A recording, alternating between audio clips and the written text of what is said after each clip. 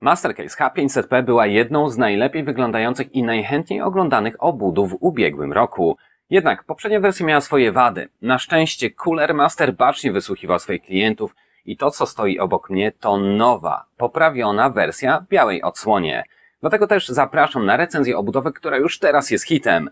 Ja mam na imię Paweł, a Ty oglądasz kanał Techmaniak HD. Sprawdźmy, czy rzeczywiście jest ona taka dobra, jak mówią.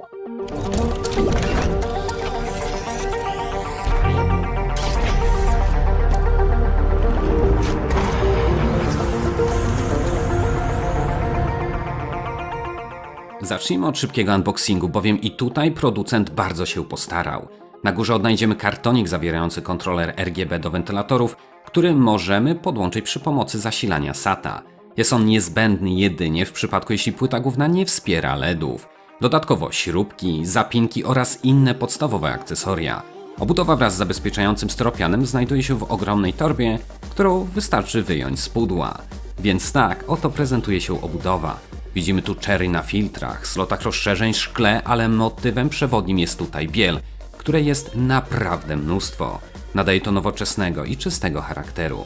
Na pierwszy rzut oka może tego nie widać, ale skrzynka ta jest pokaźnych rozmiarów, nawet jak na standard EATX. Mierzy ona ponad 54 cm długości i wysokości, a waga przekraczająca 11 kg może już dać jakieś wyobrażenie. Panel podkreśla dosyć agresywny charakter obudowy i umieszczony jest w górnej części pod kątem. Znajdują się tutaj dwa porty USB 3.0 oraz 2.2.0. Poniżej mini jack dla słuchawek oraz mikrofonu. Duży podświetlany przycisk włącznika, który nawiązuje kształtem do loga producenta, a po prawej od niego odnajdziemy mały przycisk resetu oraz diodę sygnalizującą pracę dysku.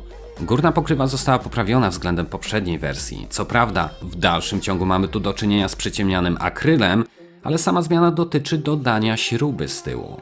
Poprzednia odsłona pozbawiona była tego zabezpieczenia przed ściągnięciem górnej czapeczki i trzymała się ona jedynie na samych zatrzaskach. Niby nic wielkiego, ale chcąc unieść obudowę, jakoś tak wygodniej jest złapać właśnie za tę część. Można sobie tylko wyobrazić, jak zakończyłoby się przenoszenie systemu, gdyby metr nad ziemią zatrzaski zwolniłyby swój chwyt. Jeden wielki trzask i po zabawie.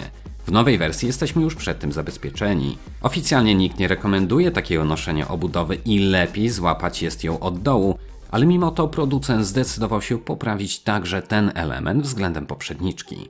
Generalnie rzecz biorąc, to górny panel wygląda bardzo ok, chociaż ja wolałbym, gdyby łatwo rysujący się akryl został zastąpiony tutaj szkłem hartowanym. Wiele osób może się teraz zastanawiać, a dlaczego nie dać w to miejsce siateczki? Otóż zmieniłoby to wzór cyrkulacji powietrza, a ciśnienie pozytywne przyjęłoby bardziej charakter neutralny. Tym samym chłodne powietrze uciekałoby w większości górą jeszcze przed dotarciem do procesora. Owszem, takie rozwiązanie pomogłoby przy zastosowaniu radiatora na górze, lecz w przypadku chłodzenia powietrznego tylko popsułoby to temperatury. Kanał Gamers Nexus udowodnił w praktyce właśnie tę teorię, więc jeśli chcesz głębiej wybadać temat, to link zostawię w opisie. Ale przejdźmy dalej. Po zdjęciu panelu górnego odsłania nam się ramka do podwieszenia wentylatorów lub chłodzenia wodnego. Wejdzie tutaj chłodnica o maksymalnej długości do 360 mm. Zgodnie z przyjętym motywem kolorystycznym 140 mm wentylator na tyle obudowy jest także biały. Mamy tutaj całkiem spory zakres regulacji jego wysokości. Tuż pod nim znajduje się 7 wykręcanych, perforowanych slotów na karty rozszerzeń oraz 2 dodatkowe gniazda przygotowane pod wertykalny montaż karty graficznej. W końcu topowa grafika potrafi kosztować znacznie więcej od całej reszty zestawu, więc i ona powinna być obiektem podziwu. Jednak, aby móc ją tam zamontować, niezbędny jest riser slotu PCI Express, który można dokupić oddzielnie. Cooler Master ma w swojej ofercie kabel lub pełen zestaw montażowy. Sam kabel w pełni wystarczy do tego, aby zainstalować kartę wertykalnie w obudowie H500P. Grafika opiera się wtedy, jak i wisi, jedynie na tych dwóch wspomnianych wcześniej slotach, ale to w pełni wystarczy. Z kolei przy pomocy pełnego zestawu można zainstalować kartę głębiej w obudowie, pomijając wspomniane, dedykowane 2 sloty. Tylko że to rozwiązanie jest droższe i dodatkowo blokuje dostęp do pozostałych miejsc na karty rozszerzeń, co w pewnych okolicznościach może być nie do przyjęcia. Link do tych 2 wersji pozostawię także w opisie, jeśli chcecie zerknąć. W każdym bądź razie przejdźmy dalej, więc schodząc poniżej widzimy miejsce na zasilacz i jest to rejon, gdzie poprzednia wersja obudowy mocno dostała po nosie. Wcześniej trzeba było troszkę się nakombinować, ale teraz dostaliśmy ramkę, dzięki której można błyskawicznie go wysunąć bez użycia jakichkolwiek narzędzi. Oddzielny, wysuwany długi filtr jest wystarczający nawet w przypadku dłuższych zasilaczy lub takich, których wentylator jest osadzony nieco głębiej. Tak więc jeśli kiedykolwiek znajdziecie ochota na wsadzenie zasilacza o mocy 1500 W do obudowy, to ta przyjmie go z łatwością. W kwestii tylnego panelu widać, że i tutaj inżynierowie przyłożyli się do tematu. Po wysunięciu nie spada on, a pozostaje odchylony na szynach. Pod nim widzimy metalową przykrywkę do schowania większości okablowania oraz plastikową zaślepkę przysłaniającą tył gniazda procesora.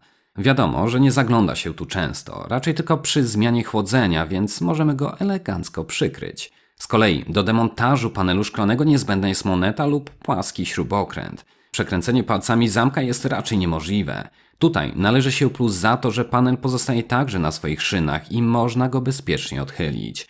W wielu innych konstrukcjach szyba zwyczajnie leci na ziemię, ale nie tutaj. Jakby tego było mało, to nie koniec niespodzianek. Jeśli mamy tylko ochotę, można dokupić taki sam panel szklany i dać go również z drugiej strony, aby mieć z obu szkło hartowane, bo dlaczego nie? W końcu druga strona również wygląda niczego sobie. W tej klasie skrzynek wewnątrz nie mogło zabraknąć drugiej komory dla zasilacza oraz dysków. Po zdemontowaniu jednej części uzyskujemy dostęp do przyzwoitych, amortyzujących sanek, do których można zamontować dyski 3,5 lub 2,5 calowe. Jeśli nie mamy w planach montowania ogromnego i długiego zasilacza, całą tę klatkę można odkręcić i przesunąć bardziej do tyłu po to, aby dać wentylatorom trochę więcej przestrzeni. Nad zasilaczem znajdują się dwie blaszki do montażu 2,5-calowych dysków. Jeśli mamy stary i brzydki napęd, można go włożyć do wewnątrz, aby zaoszczędzić sobie wstydu. Z kolei w przypadku ładniejszego SSD można dać go na wierzch, ale to już kwestia gustu. Jeśli żadna z tych dwóch opcji nie przemawia do Ciebie, to tacki dysków da się również przenieść na drugą stronę obudowy. Lub jedną z nich można także umieścić na klatce dysków w komorze zasilacza. Przejdźmy wreszcie do frontu, na który każdy tak czeka. W końcu to ta część poprzedniej generacji obudowy spotkała się z ogromnym uwielbieniem, ale jednocześnie z największym hejtem. Dwa tak skrajne od siebie uczucia dotyczyły właśnie jednego elementu. Był nim przedni akrylowy panel, zakrywający dwa ogromne 200 mm wentylatory RGB. Oczywiście wszyscy pokochali ten wygląd i nakręciło się sporo hype'u wokół obudowy. Jednak był to akryl, co znaczy tyle, że bardzo łatwo można było go podrapać. Wystarczyło nawet niechlujne przetarcie kurzu i pojawiały się rysy. Ale co gorsze, akrylowy front utrudniał przepływ świeżego powietrza. Nowa odsłona H500P Mesh adresuje głównie ten problem, tym samym trzykrotnie zwiększa przepływność powietrza. Teraz siateczka jest nie tylko po bokach, ale także po całości z przodu, ułatwiając swobodne zasysanie chłodnego powietrza z zewnątrz. Teraz jest tak, jak powinno było być od samego początku.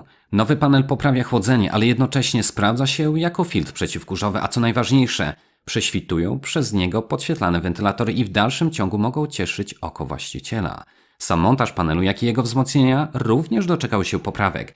I teraz należy przycisnąć górną część, aby go odchylić. A co można rzec na temat tych dwóch delikwentów z przodu? Ich wielkość została taka sama jak w poprzedniej odsłonie, czyli mamy tutaj do czynienia z 200 mm wentylatorami kręcącymi się maksymalnie z prędkością 800 obrotów na minutę. Są one podświetlane, w tej wersji białe, za to usunięte zostały z nich naklejki, które w poprzedniej generacji sprawiały wrażenie, że śmigło wentylatora buja się na boki.